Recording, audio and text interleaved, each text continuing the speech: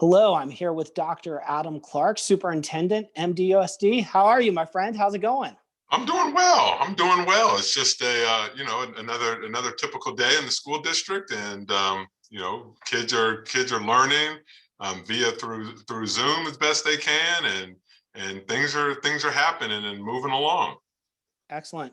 Well, I know one of the things that when you came on board in August, we were, in the middle of the pandemic, and we didn't get the chance, like with past superintendents, to take you around to schools and introduce you and to do, community forums where people would come and get to chat with you. So I think there are a lot of folks who don't really realize one kind of your deep ties to this community and family ties, as well as a little of your background. You mind sharing some of that? Not at all. So I have, even though our schools don't have students in them, which I miss dearly. I have had the opportunity to go out to every single facility in the district and go and meet folks, and some folks I knew from previous run-ins, but it's been very nice getting out and seeing people, and would just love to hear laughing voices and kids running and chasing each other on our campuses, and hopefully soon we can get back to that. But a little bit about me is that I started teaching in the West Contra Costa school district. I started off teaching second grade, and loved second grade. And this is back when, I don't know, I had 33 or 35 little second graders to teach, and that was a fun experience. But then they quickly snatched me out of that position and they moved me up to fifth grade, and so I had the bigger kids for a while. But I stayed there for about 5 years, and then I moved out to Brentwood, where I became a middle school vice principal, and really enjoyed that position, and did that for about another 5 years. And then I had the great opportunity to step into one of our newly opened elementary schools. So I had the opportunity to step into a brand new elementary school, and the enrollment at that school actually tripled during the time that I was there, and wow. We became one of the largest schools in the district, and it was great, really creating that culture and seeing that school grow. I left there and then had another opportunity to open up a brand new middle school in Brentwood, and so was in on the original planning of the facility. Actually took it over as it was just a patch of dirt, and to really pick out furniture and wall coverings and all those types of things and design the instructional program. It was a great opportunity, and just a fantastic experience. Then I left there and I became the principal of Miramonte High School in Orinda, and again, just a great experience. Tremendous teachers, great parent support, and really connected with the students there. And I still, in my garage, I have the senior class. On my last year there, they in their senior class picture, every single senior in the class signed it and wrote personal notes to me, and it's a big poster, and so I keep that in my garage as memory of that. And then left Miramonte and went back out to Brentwood and worked in the Liberty Union High School District as an assistant superintendent for student services. Was there for a few years, and then went to Antioch as the associate superintendent for educational services, and then 3 years in Vallejo as superintendent. Very positive experience, and just so happy to be here in Mount Diablo. I do have lots of connections in Mount Diablo. Actually, my parents own a home in Pleasant Hill, and so see them there. And I have 3 kids, and they were all multiple sports athletes, and so I think I've been on at least every high school campus, and obviously Foothill Middle School, that place, the CYO games. Yeah.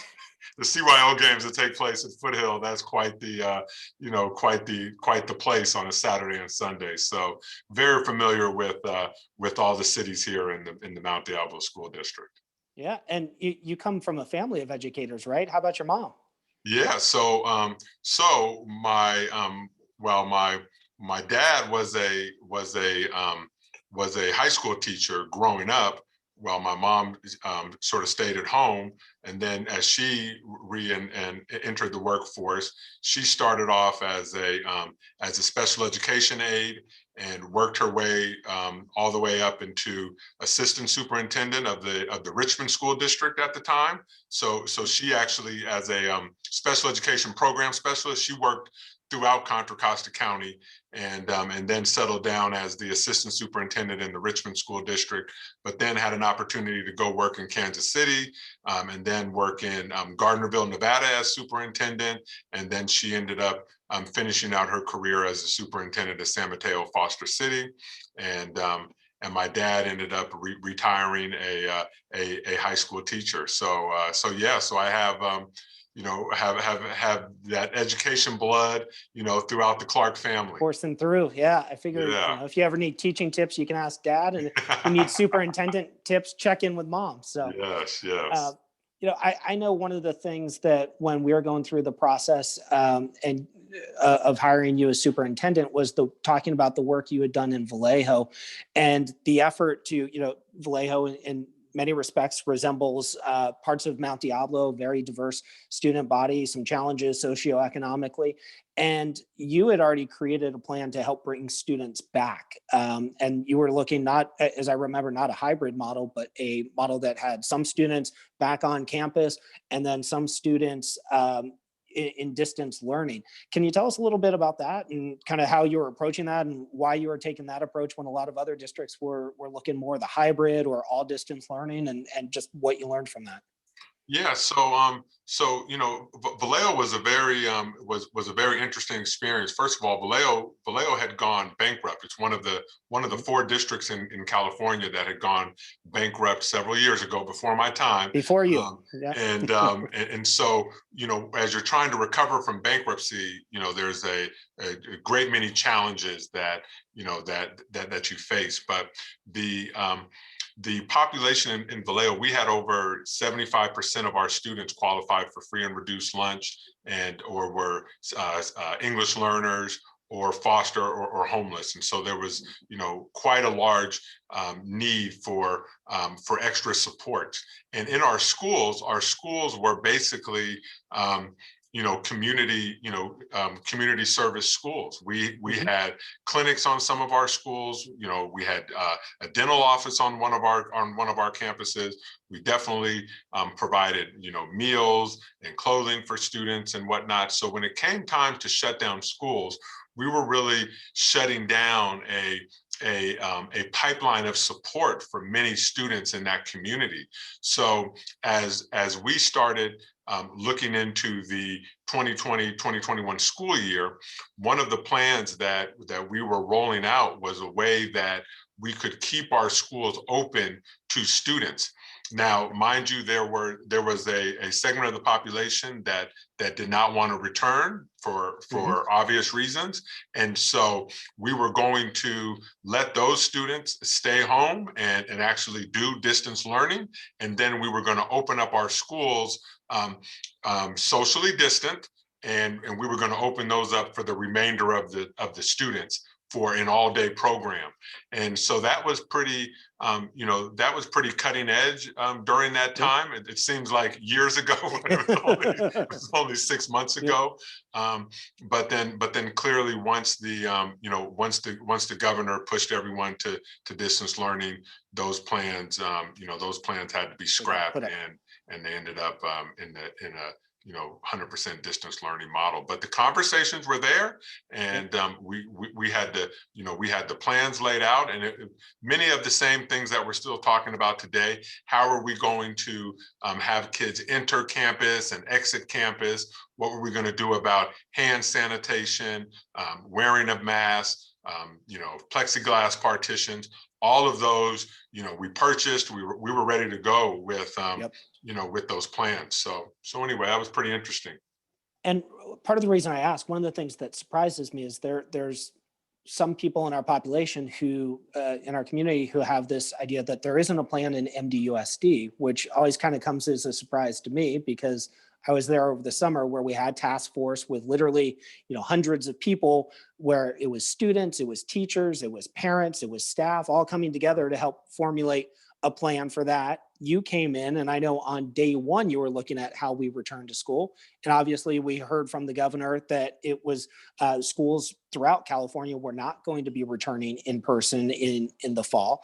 And then you kind of created a first version of a hybrid plan that you unveiled in the fall. Took a lot of feedback from people, and then there was actually, what at my last board meeting, there was a plan that you had put forward based on that feedback that the board voted to move forward with, that was going to kick in early January, when it provided we didn't go back into the purple, which unfortunately we did go back into that purple tier. But can you talk a little bit about that? Is there a plan, or does MDUSD need to develop a plan in order to get back students? Right. Not that that's a leading question or anything, but Yeah. So would you mind talking about that? yeah, not at all. So one thing I think that has become, painfully clear for everyone over the last, over the last 9 months or so of this pandemic is that things change. And with COVID, with the guidance, with the reporting out, I mean, if we go back in time,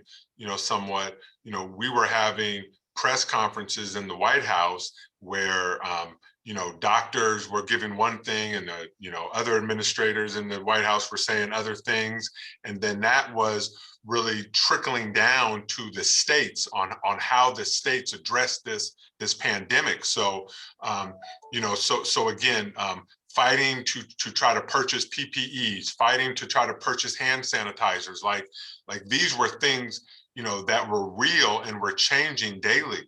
So to get back to your question, is that the requirements, the guidance, the reporting factors all have changed. They continue to change, and so you come up with one plan, and then a couple of weeks later, the plan is obsolete, or something else is sort of thrown in there. I remember when I first started here in Mount Diablo, one of the things that we were even discussing is, would we require kids to wear masks, right? And so since that time, right, it's a given that everyone's going to wear masks, but now we're talking about testing, and at earlier on, tests for COVID tests we're running up around $200 per person. And if you're thinking about testing all employees, or there's some proposals out there to test students, then those things start to change. And so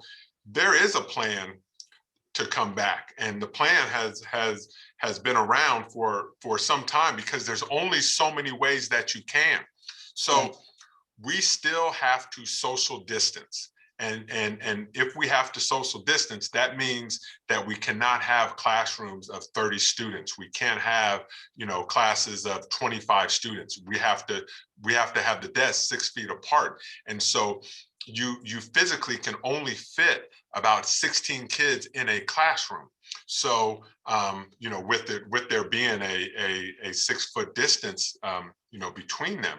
And so you have to design a model where that happens. And so the first model that I proposed really was the harsh reality of the times, which means there are some teachers who have underlying health conditions, and they are not going to be able to return, right? And the governor, the governor and the feds created that law that said that they were eligible to take that time off, right? And so if a teacher doesn't return, and we already have kids in that classroom, and we're coming back to in person, then the students are going to have to change classrooms. Well, when I floated out that first plan, there was tremendous pushback from that, because our teachers do an amazing job at connecting with kids, connecting with families, figuring this stuff out. And so many teachers had done that. And we heard back from families saying, we don't want to lose our teacher. We're just figuring this distance learning out. Now you're going to take our teacher. This is, we would rather just stay in distance learning. And I still have the emails to prove that, in case I got a couple of those too. Yeah. So then we went back and we changed the plan. So how could we then keep keep students with their original teachers, and how can we deal with teachers who either have underlying health conditions or are taking care of family members who have underlying health conditions, or have to quarantine because of a possible exposure to COVID. So then we implemented. We presented a new sample plan that had everyone staying in distance learning, but then in the afternoon, bringing students back for what we consistently hear from parents that they need. And what the parents are saying that the kids need is socialization with their peers, to get out of the house and just be, to see a different environment. And so we had it scheduled out that in the afternoon, these students would still be able to work with their teachers and get that socialization experiences. So that's basically the schedule of the plan. The other parts of the plan, face coverings, hand sanitizing, contact tracing, all of those things are in place because we here at the Dent Center, we have close to 100 employees that show up here every single day. And so we have to have those systems in place where if there is a positive case, we have to do the contact tracing, we have to quarantine folks, we have to send people off to go and get tested. And so those things are happening, and we have those protocols set up for school sites, and we'll be unveiling that information over the next week or so that everyone can see that these things are laid out. But what it all comes down to is we have 6 labor partners within this district. Yep. And so as I, as the superintendent, are putting forward recommendations to the board, and we're agreeing on certain things, we still have to negotiate these things with our labor partners. And sometimes, we can't reach certain agreements on things. And so I have tried to be very conscious not to promise something that I cannot deliver. And I know in doing that, that's caused some frustrations with some families because they want, and deservingly so, they want all the answers. But unfortunately, because of the changes that come down from the higher ups, and because of how the virus tends to shift, we've had to go back on our word a few times, and that's really bothersome for me. So I hope that kind of answers the plan, that there is a plan in place, and we're looking to move forward for it. We've also been planning for alternative plans, right? So how could we bring students back on our campuses to get testing that they need? And this is whether it be psychological testing or language development testing. How can we continue to have athletic pods still going, which is they've been going on our campuses since summer. How can we eventually bring students back in maybe small targeted groups to get them help? So these are all agreements that we've been working on, because we haven't been able to reach an agreement on the overall hybrid plan, bringing all students back to campus. When I say all students, I know that there's going to be a considerable amount of the population that wants to remain on distance learning due to safety reasons, due to members of their family who have underlying health conditions and things like that. Yep. And to clarify, you mentioned the small groups. And so there is actually, and I don't know how many folks know this, there is actually an agreement in place that was reached with Medea and I presume the other bargaining units. And I happened to talk to Dan Reynolds, who's a member of CTA and part of the Medea bargaining group. And it's one of the things we talked about is that there is an agreement between Medea and the district around small groups. Can you share a little of what that entails and what that might look like? You touched on it. Yeah, so we've had an agreement since the end of November for staff at the school site to bring students in for one-on-one meetings. So we do have some principals who are taking advantage of that. Teachers can come on campus and volunteer to do that. And so that was kind of the foundation of this agreement. So then we expanded that agreement, and we now have it so that we can bring back small groups of students for support. However, embedded in that agreement is an agreement that the county metrics would be at a certain level for a certain amount of time. And we just aren't there yet with the metrics because we're still in purple. You know, I know pretty soon we're going to be moving into red, but within the agreement, it says that we have to stay in red for a certain amount of time. And so I know that that doesn't help parents now, but if we can't reach any other agreements, we at least have that to fall back on, where we will be able to service some of our students who are really struggling and who are really having a tough time with distance learning and isolation and falling behind academically. And so that agreement is just waiting for our county to return to the red tier, correct? And then it would be good to go. Would anything else need to be done, or are you ready to roll that out once we come out of purple and would be back in the red tier? Yeah, but the issue is that we have to be in the red tier for a certain For amount of amount time. of time. Yep. And the time, you know, I don't want to discourage people, but it's not like a week. So it's like a few weeks. And so, Okay. so again, I mean, that's the agreement. That's what we could agree on. I mean, you understand how negotiations go, is that, you know, you both, you know, technically you're both supposed to give up something that, you know, Right. that hurts a little bit. Right. And so as the district, like, you know, we want our kids back now. I mean, like we know that there's kids out there who are struggling. There's families who are struggling. We want to get our kids back. I know that it's being done in other places. I know that it is possible, but you know, but we just need to continue to work things out and continue to work through our differences of opinions and challenges and you know, different challenges that we face. And we just need to continue to work at it, because our students are depending on us to get this done and to find ways that we can support them. And we absolutely, you know, want our employees to be, you know, to be safe. Right. I mean, that is a, you know, a very, very strong commitment that the district has. But I think what's frustrating for folks is that there's only so many ways that you can mitigate this virus. There's not a magic, you know, there's not a magic formula.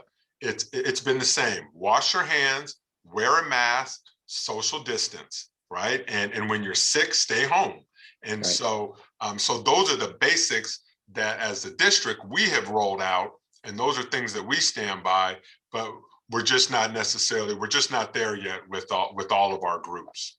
Yep. And obviously bargaining groups are there to protect their employees. That's part of their mandate. And um, at the end of the day, there's no way that a school district can return without teachers and without staff. So it's got to be a collaborative process. But let me ask you one of the things. So as I understand it, this agreement is based on countywide metrics. And I understand there's a period of time that we had, but it's based on the countywide metrics. There have been members of Medea who've just publicly said that they are looking for, and we heard this at board meetings, that they're looking for every single city in MDUSD to hit that threshold before anyone would be able to come back. How do you feel about that? What are your concerns? What's kind of the counterpoint to that in your mind? Or is that something that you're comfortable with? Yeah, no, I mean, you know, so basically I'm a doctor, but I'm not a medical doctor, right? Right. I have a doctorate in educational leadership. And so I'm not trained on, you know, on countywide health metrics and how they come up with these numbers, and, you know, you know, I'm not trained in that. And so, but there are people who are trained, and that would be Right. our county health department, and, you know, our state health department. Those are folks who do this. This is what they do. And because, you know, there's so many different communities throughout California, and, you know, between way north and where the Bay Area to Southern California to the, you know, Inland Empire to the, you know, Central Valley, they had to, the professionals had to come up with a method that was, you know, that was equitable and that was safe, right? And so they came up with the colored tiers. And so they linked the reopenings of schools to the county-wide metrics. They did not link the reopening of schools to individual cities. Now, I'm of the belief that if you have challenges or on the flip side, opportunities in different communities, then let's address those, right? Because that Right. really that is what equity is. So if we have an area that has a higher infection rate or higher rate than another area, then it's quite simple. You provide more resources to that particular area to deal with that. And Right. if you have another area that maybe doesn't have those same metrics, but maybe has some other different types of needs, then you will apply the support that they need, right? And so that is where as the district, we're standing by what county public health says and the recommendations that come down from the California Department of Public Health, not necessarily what an individual district is doing or from what a bargaining group might think is best. We really wanted to find that common ground, and we assumed that we were all on the same page, that we would follow the state and county guidelines in Right. terms of when schools could reopen and when schools have to remain closed. Yep. And when we talk about equity, and I'll use examples from MDUSD, you have areas like Walnut Creek, which have higher vaccination rates already and lower infection rates. And you also have more parents who have the ability to work from home compared to, say, Bay Point or the Monument Corridor, where the infection rates are higher, the vaccination rates are lower, and more of those parents are working in jobs where they're required to be there in person. So how do you balance in your mind like safety there and equity? At the same time, we also know that those are the students in the Monument Corridor and in Bay Point who have the least access to technology, who have the poorest, probably most unstable internet access, fewer supports in terms of having parents who are at home and able to help supervise. How do you balance those things? How are you thinking about that? Yeah, so I think really what it comes down to is the two E words, and that is equality and equity. So equality means everyone gets the same thing, right? And Right. regardless of need, just everyone gets the same thing. And there are certain things within this organization where we have to provide everyone with the same thing. That is, that happens all the time. Right. Textbooks, right? And different experiences. They all get the same. They all get the same minutes. They all get, the same instructional minutes. They all get the same, you can go on and on. We actually have laws that say we have to provide all kids with the same things. But then there's also that commitment that I know this board took on about equity, about we need to be equitable, deliverers of resources, and different communities have different needs. And it doesn't mean that one community is better or worse off than another community. It's just how do we then develop the needs for, deliver the needs for our communities. And one thing that the COVID pandemic has really done is it has shown that the separation of resources that different Right. communities have. And so just what I have a hard time with is that if we have a student who has a need, then we want to provide that student with what he or she needs to be able to thrive. Right. And I just feel that oftentimes that gets lost in these code words. And Hmm. and so we just want to avoid that, and we just want to, we want to provide our students with what they need to be successful. We just did the PSAT a couple, last week. Actually, we offered Right. the PSAT. We have kids in our schools who, are their goal is to go off to college. And the PSAT, although many universities and schools have suspended, requiring the SAT, taking the PSAT is something that they need.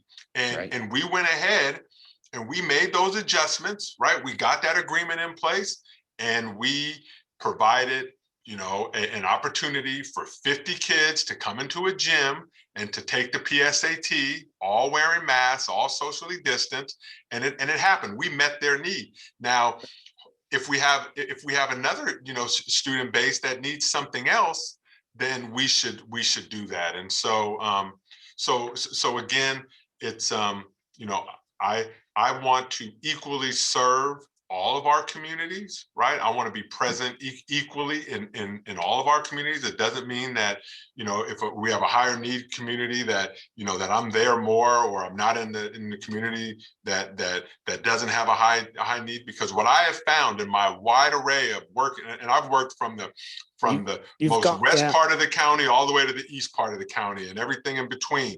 yeah. Every student has needs. They Mhm. all do.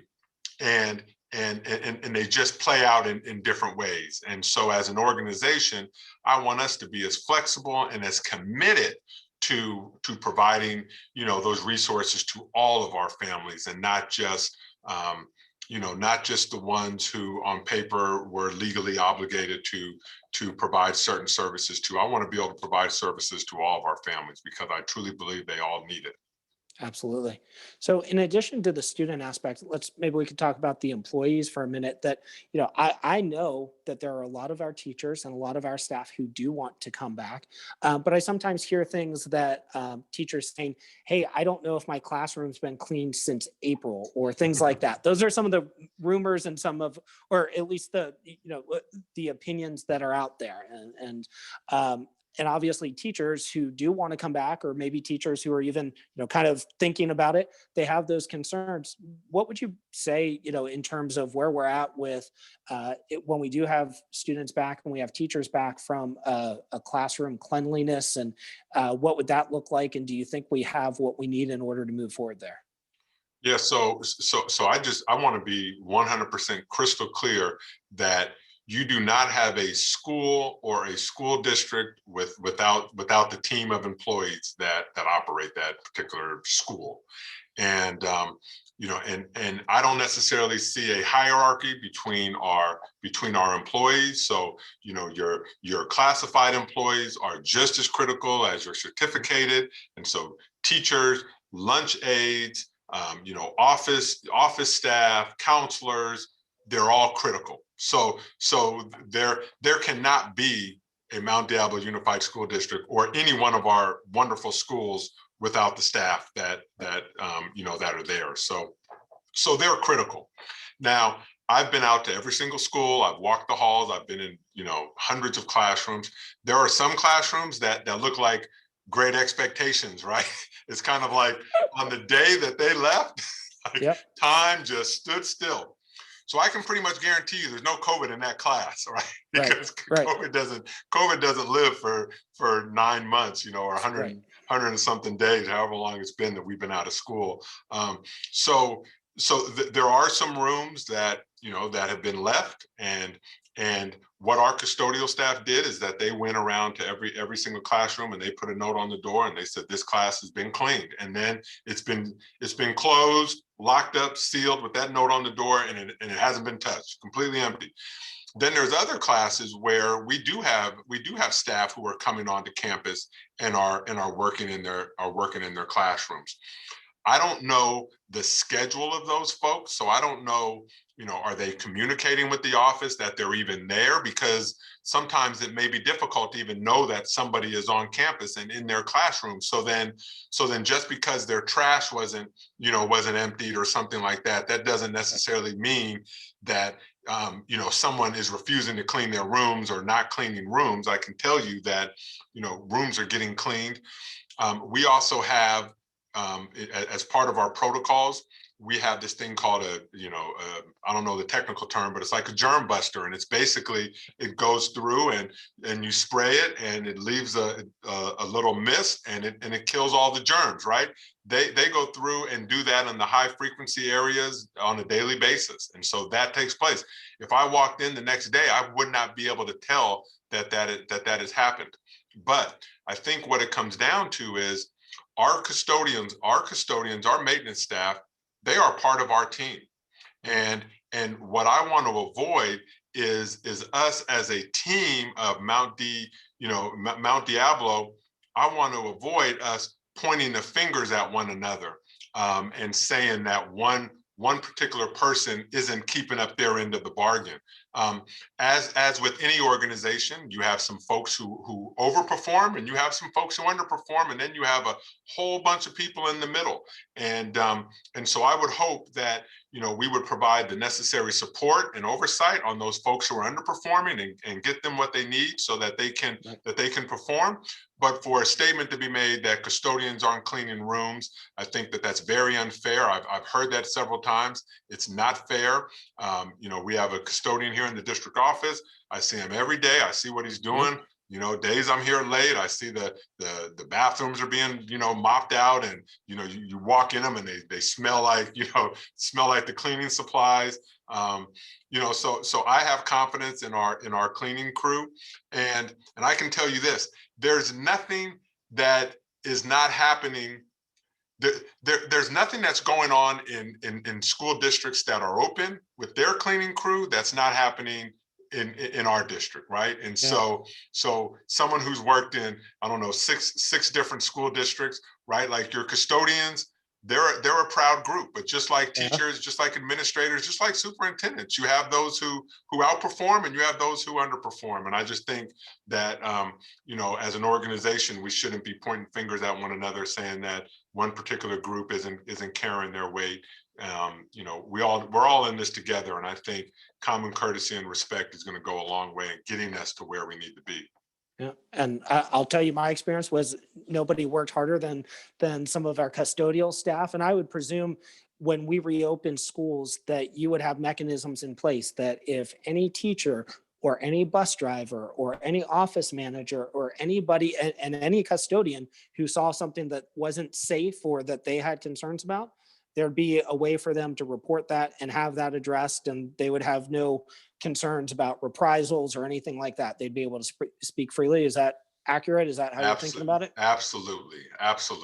And again, like I said, we all have we all have guidelines that we follow, employee guidelines, and we have a work order system. We have a process in place if the work orders don't get completed or there's a reason what happened. But for basic things, when there are things that are going on the campus and there's a danger, so you have a broken window, you have a broken desk, you have something that's of danger, then we need to immediately get on that. And if we have an area that hasn't been cleaned, or just like when there's when there's blood on the ground. So before COVID, right, all of our employees have to take an online course and quiz on bloodborne pathogens.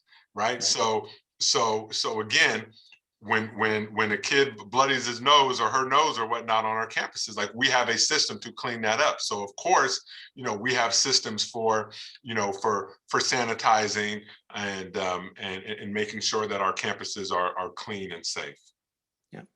And now let me ask from a parental perspective. My youngest, she's in 4th grade, and she's on Zoom, and she's doing okay, but it's certainly not the same. And she has some amazing teachers. But I think one of the things you and I have talked about and both know is that, that's my 4th grader. But when you think about the kindergartners and the 1st graders, and how, especially kindergartners who've never met in person with they've just come to Mount Diablo, they're just entering Mount Diablo schools.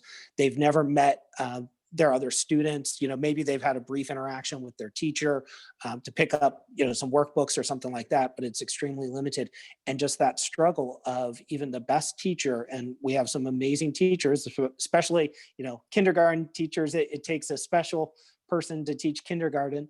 But there's so much of a challenge to try and build those connections and have that learning over Zoom. What is your thought? And if I'm a 1st grade or kindergarten parent, and I'm desperate, and I'm seeing private schools, which different resources, different rules, but that they're starting to have students on campus. Some of them even had them in the fall. But I'm desperate to get my kindergartner or 1st grader back in school. Just as an example, do I have hope for this spring if they're not in one of those small special support groups? And obviously there are a lot of external factors, but how would you respond to that parent, or what would your thoughts be?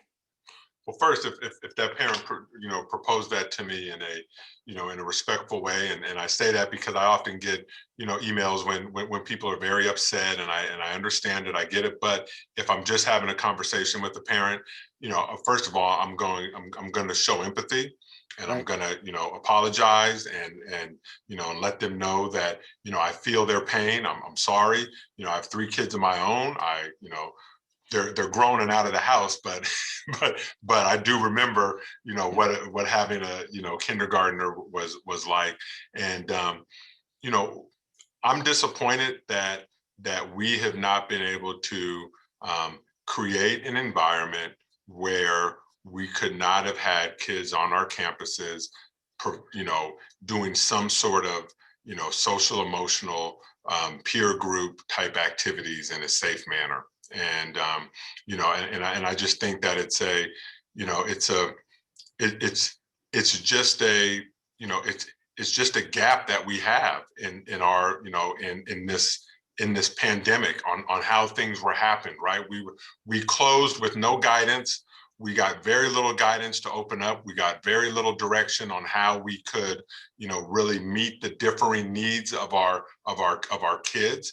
My heart breaks for, for the kindergartners who, just putting on their school clothes, getting their supplies ready, and going to school. Like I'm devastated that that's not happening, and that can't happen.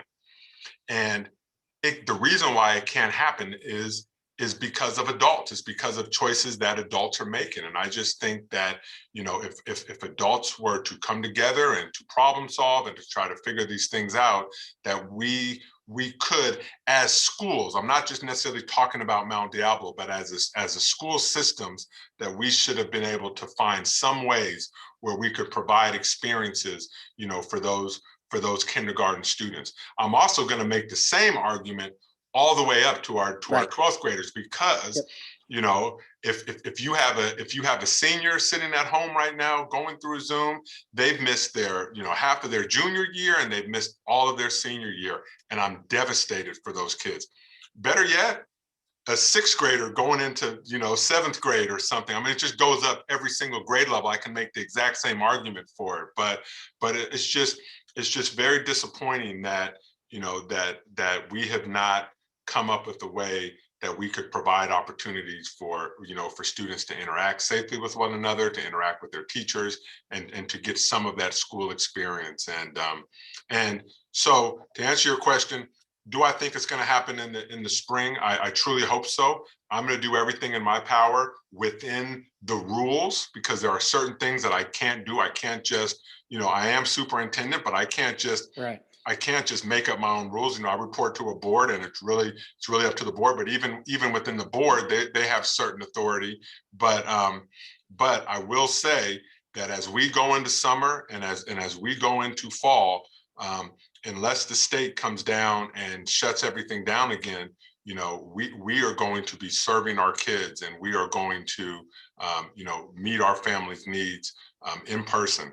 And nothing, I kind of want to clear this up, because I get very upset emails from parents, and they're saying, distance learning isn't working for me, and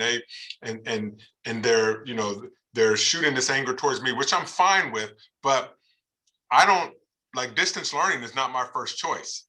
like I didn't come up with distance learning.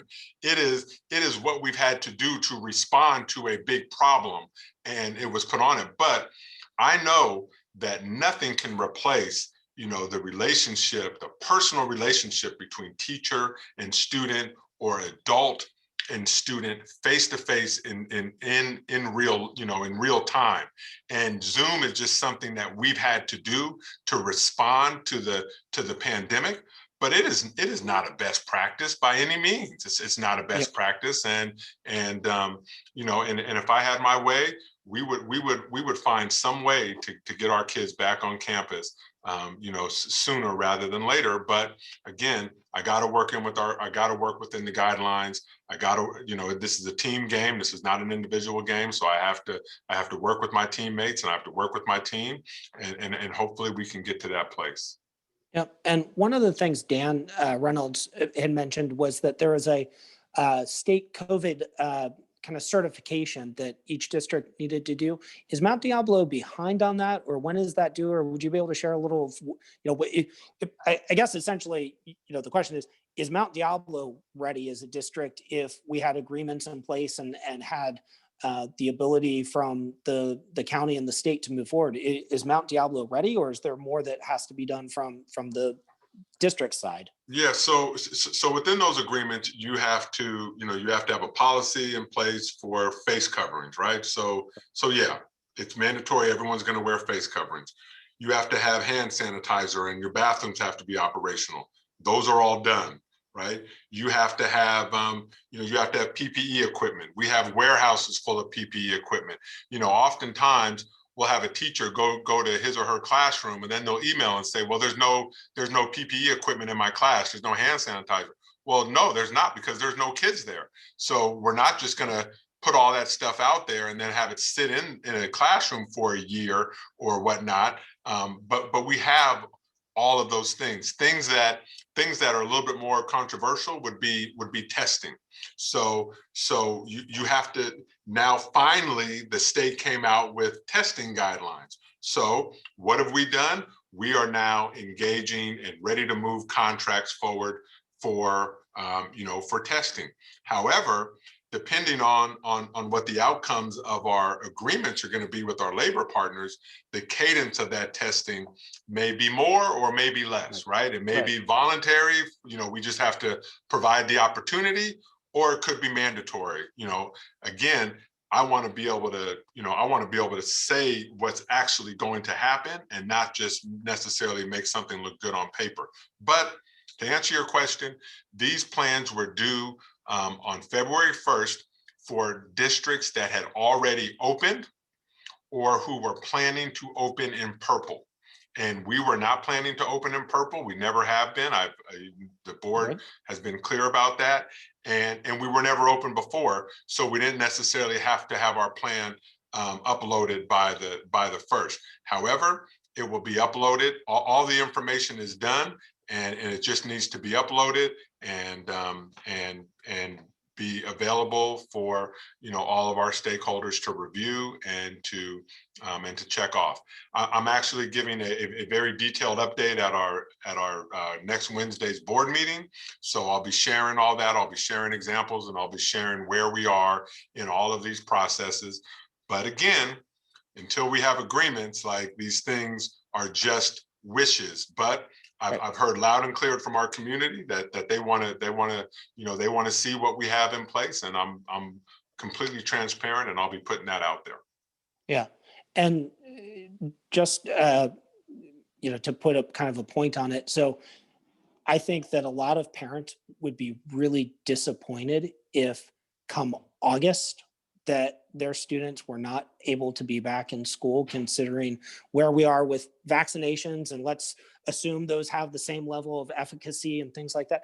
Is there any sort, and so I'd love to return in a minute to talking about, for the rest of this school year, but is there a scenario that you can see outside of something catastrophic where we would not have students who want to be back on campus in August in Mount Diablo? I cannot see, and I think you phrased it just perfect, unless there was something catastrophic. So unless there's something catastrophic, we're going to be back in fall. Now, a parent asked me, last week or maybe the week before, could I guarantee that, that we were back in fall? Every bone in my body wanted to guarantee that. But again, if something catastrophic happens, I want to be a man of my word. And so I said, well, I can't necessarily promise that. And it was kind of taken as now I was saying fall might not be on the table. We're coming back. I mean, the current agreement that we have for distance learning, it expires when the school year is over. So first week of June, that agreement expires. We now revert back to our to our collective bargaining agreement, and that's what we will follow from that moment going forward. Now, there still may be directions from the state that says that we have to physical distance.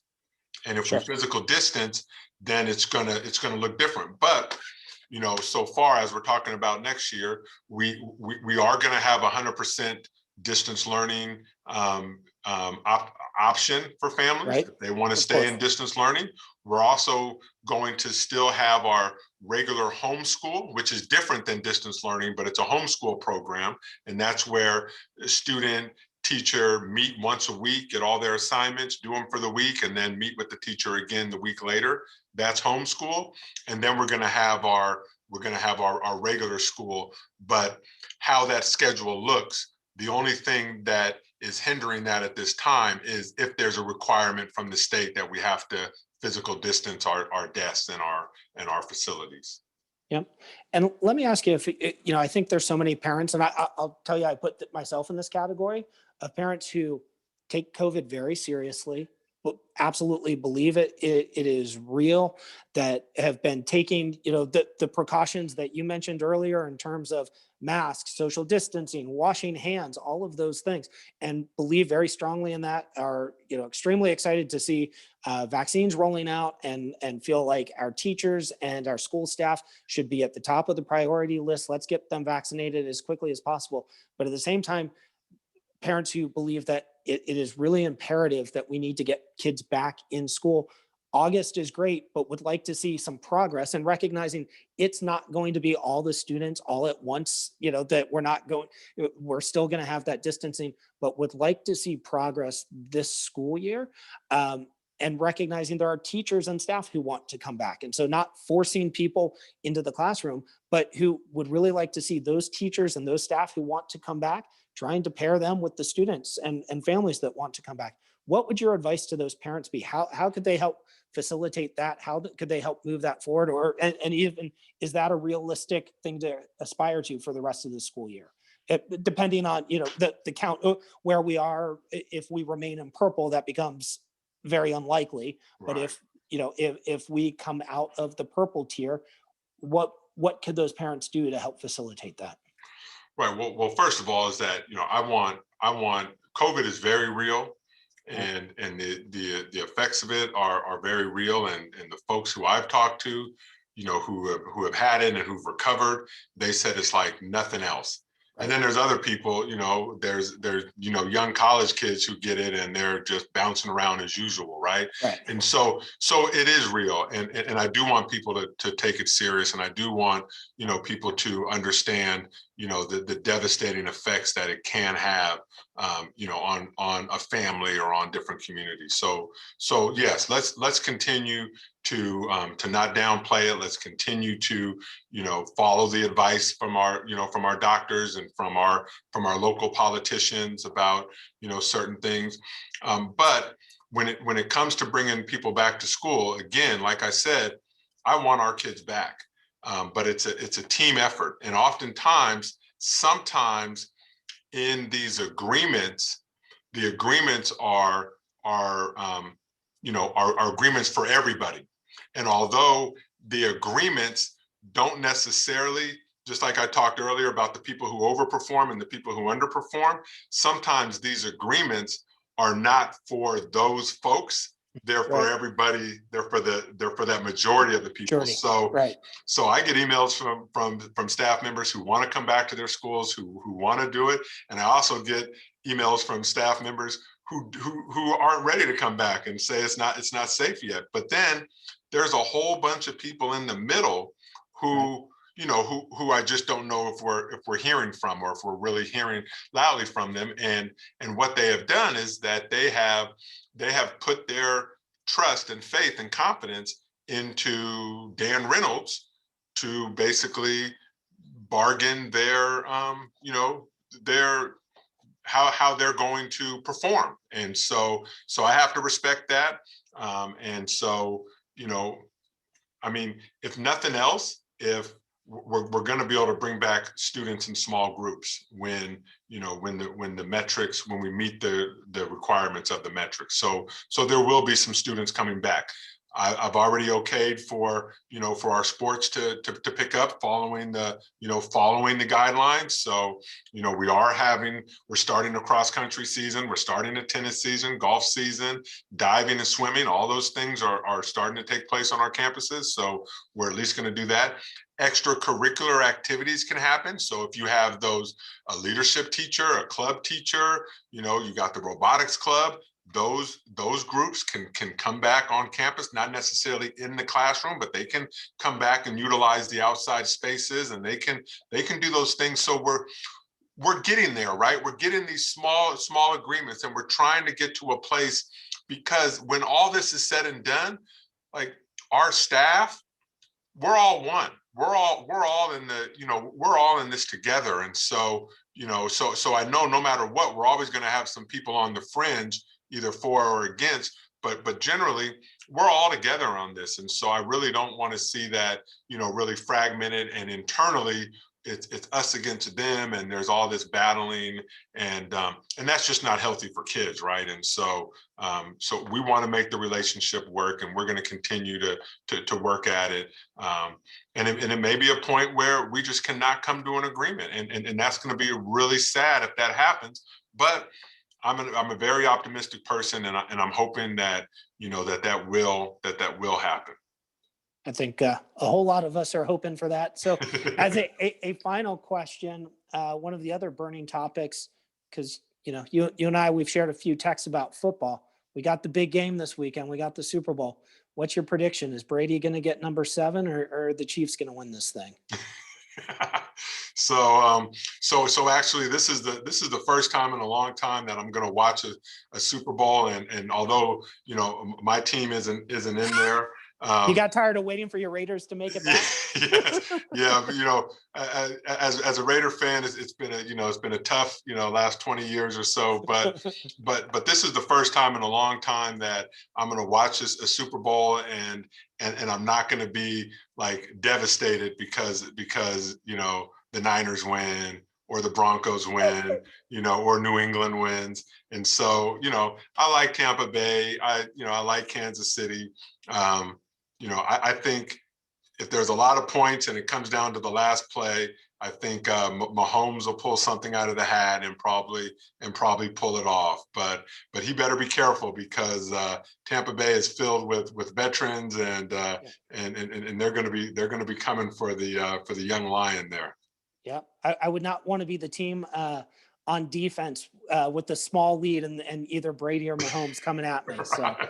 leave it at Right. that. Well, hey, Dr. Clark, thank you so much. I mean, I truly, as a parent, I'm so appreciative, because I know that every single day you're thinking about, 1, how do we get kids back to school? 2, how do we make distance learning better, and how do we improve things for kids and keeping our staff safe? So thank you so much for everything you do, and thanks for taking a little time with me. I appreciate it. Yeah, no, I appreciate you. I definitely, appreciate your leadership that you've done, with the board over the last, several years. And just, I know you're very active in the community. You're very active in your kids' lives. And that's just so important. And, and that's just something that really should be celebrated. And so, thank you for doing these podcasts and bringing the, not controversial issues, but just talking about stuff and putting it out to the people. I think that's good. And so I really appreciate you taking the time with me and inviting me on your show, on your podcast, on the